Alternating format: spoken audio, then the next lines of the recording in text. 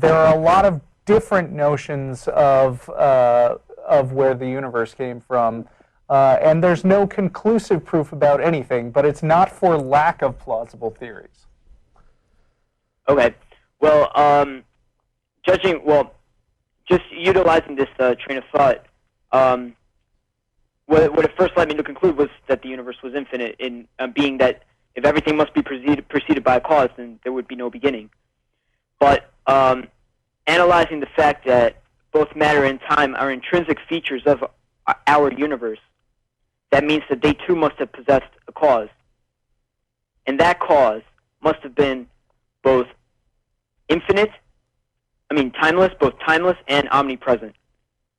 And if you talk to any theist, that would tell you that, well, those are features that would resemble a god. Theists would tell you that, yeah, but they're not really known for being authorities on science. No, agreed. And they claim to be authorities on God, but I don't know one that's ever demonstrated to me they've examined a God. Right. I mean, the question that I always feel like asking theists who seem to know what their God is like is, where are you getting this stuff? Yeah. How did you actually study this? Well, I'm not taking the side of the theists anyway. I'm just saying that to me, God is nothing but a cause. Beyond that, I can't say anything else. Okay, I can't so say whether does that cause it's a being, whether it possesses intelligence. I only believe that it is a cause, and that cause would be interpreted by many as it being a god. Now, beyond that, I want to hear what he's saying. Go on. Beyond that, I know nothing. I don't know whether this god still exists, whether this god died, whether this god had other gods which had gods. I can't say anything else about that. But it sounds like, can I just confirm, is what you're saying then that to you, no matter what happened prior to Big Bang, whatever happened prior to Big Bang, you're labeling God? I'm sorry? You're saying that whatever existed or occurred prior to Big Bang is God to you, no matter what that is. So, for example, if the example I brought up of a metaverse outside of the universe happens to be the correct explanation, you could just slap the label God onto the metaverse. And whatever it is, even if it's just like one particle that set off a chain reaction, you would call that particle God. I label God as whatever gave rise to our universe. Okay, I think that's what we're saying. I mean, okay, whatever gave rise to our universe, that's God. Well, so this God might not have any intelligence. No, he said that. Exactly. Yeah, he said it might not have intelligence. But I guess I don't see a difference between that and saying that, God is this pencil. Well, I think it just has to do with the fact that many people would interpret it as being God because of the features that it has. Right, but you're talking about what you consider God. But you just said that you have no particular features that you attribute to it. But I can also promise you that if you asked a lot of theists if a particle is what caused the universe, would you call that God? They'd say no.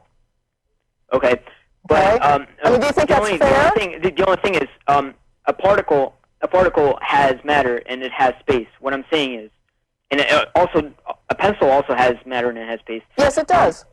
Yes, what I'm saying is the cause of the universe, the cause of our universe, must have been both timeless and omnipresent. Wait a minute. What I'm saying is, you're simply saying, I'm going to make God a thing that preceded the universe, whatever it is. Whatever preceded the universe, that's what I'm going to call God, because I consider God something that existed before time, right? Correct. Pretty much. I mean, I'm generalizing here. Correct. If I say I consider God to be material like wood that has an eraser on it, then this pencil fits the definition of God. This is my God, then, right? All I have to do is say God is a piece of wood with a piece of lead inserted and a rubber eraser tip and a metal clasp, and this thing becomes God now, right? I don't see what the parallel is. I think what I'm saying is you're simply putting the attributes together that you're going to call God, and then you're saying that I'm going to assign those attributes to whatever preceded the universe, and then that's going to be God. I'm saying if I give it different attributes... I think the question here is, is there some kind of standard for what words mean? If you're going to go with just saying that God, that I'm going to put the label God on this thing that I don't know anything about and might just have, might just be completely unlike anything anyone else considers a god, can you just like change words around to mean whatever you want? I mean, Tracie's not saying that you are implying that God could be a pencil, but if you're going to be able to just use God to mean whatever you want... Yeah, if someone can slap God onto X, why can't I slap God onto Y? Pencil. Okay. The thing is, I believe that my theory is being based on empirical truths I wouldn't that call apply it a to our theory. universe. And I don't believe that any other thing that can be called God as I'm being faced with, like a pencil or any of these other things that we talked about. I don't think that those are based on supreme truths, universal truths I don't about think our you're universe. basing it on supreme truth, though. I think you are just coming up with... I mean, you're just taking a question to which you don't know the answer. And wait a then minute, but who says God has to be based on supreme truth? What supreme truth resides in Zeus?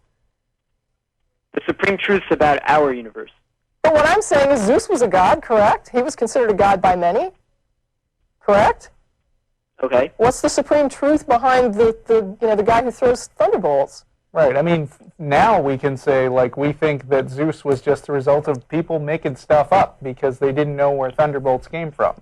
And just like you're saying, I don't know what preceded the universe, I'll just call it God. Well, I mean, anybody can call anything God, I guess, and then say, I've proven I don't think God. we need to know the answer to what preceded the universe because outside of time, there's no preceding. I'm just... So then you're saying nothing preceded the universe. No, I'm saying something that is timeless preceded the universe, which is an awkward way of saying it because it does not precede. It simply If nothing can precede it, then I don't see how something preceded it. The universe, based on this method, the universe would have to be an infinite bubble that just has no beginning or end. That doesn't necessarily make it infinite. Without possessing a beginning. Something that doesn't have a beginning or end isn't necessarily Well, I'm still wondering how we're how is this a demonstration of God? Well, because if everything must have a cause, then both matter and time must have also had a cause. But what makes you say that cause is God? Because by definition, I am using the whatever term it God is, very, is called very, God. That's what it sounds like. Very lightly. God is simply the name that I'm attributing to this cause. That's what I'm To me, God is saying. just a Okay, cause. so I agree that's what you're doing. You're saying that you've proved the existence of God when basically all you've done is proven that you are capable of calling any particular arbitrary thing a God. In which case, I agree.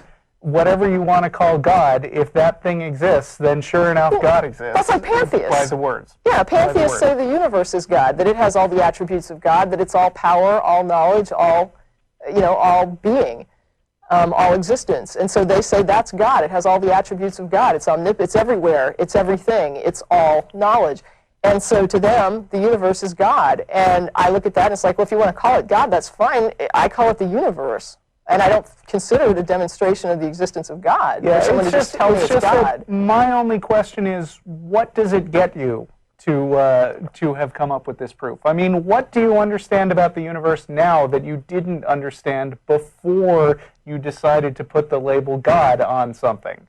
I mean, have you learned anything about the way the universe works? Have you gained any scientific insight? Have you learned anything about how to live? I believe that every aspect of this universe follows that simple rule. And that's where I'm basing So my again, argument what on. do you get from that? What do you gain by it? What do I gain? Yeah, I mean, you mentioned it, you referred to it as a theory a couple of times. I wouldn't call it a theory because a theory has a particular meaning, and usually something only gets to the status of theory because it's demonstrated itself to be useful in making predictions about things that really happen. It's useful for revealing stuff about the world that you didn't know before you just decided to play these word games. To what purpose do you actually, does this proof actually provide any new information? Well, I suppose that what I'm trying to prove here is that there is something that the existence just doesn't end with our universe. The universe must have been preceded by something else. and it can't exist. It's not confined to our universe, and our universe must have had a cause, which many would label as God because of these two traits that I talked about. Some people label it the Big Bang.